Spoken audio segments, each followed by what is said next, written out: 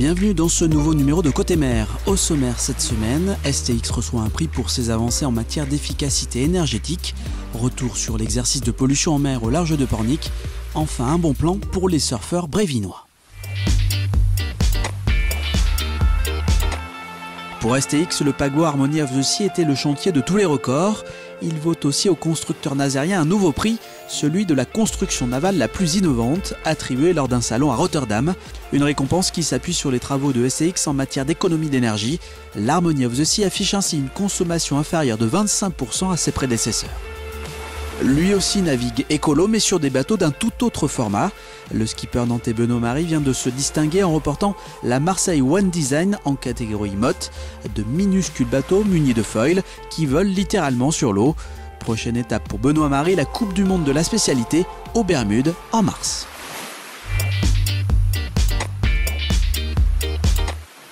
Direction à présent la baie de Bourgneuf. Il y a quelques jours, les services de la préfecture maritime ont organisé un grand exercice.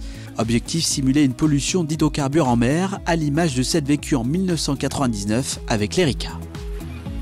L'intérêt d'agir en mer, c'est d'anticiper finalement les arrivées à la côte, puisque tout ce qui est pris en mer ne sera pas sur le rivage, qui est un écosystème très très sensible. Et donc effectivement, l'intérêt, c'est d'être coordonné de façon à pouvoir partager l'information, ramasser le plus possible en mer, effectivement, donc en écrémant le polluant à la surface de l'eau et prévenir bien sûr des éventuelles arrivées à la côte.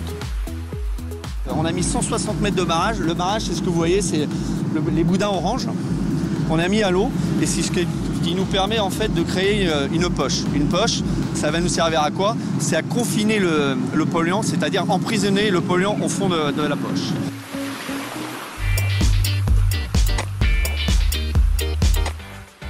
L'image de la semaine, c'est l'éolienne Floatgen, inaugurée dans le brouillard à Saint-Nazaire. Et d'ici quelques semaines, en fonction de la météo, elle sera tractée au large du Croisic sur le site Semreve. Elle deviendra alors la première éolienne en mer en service en France.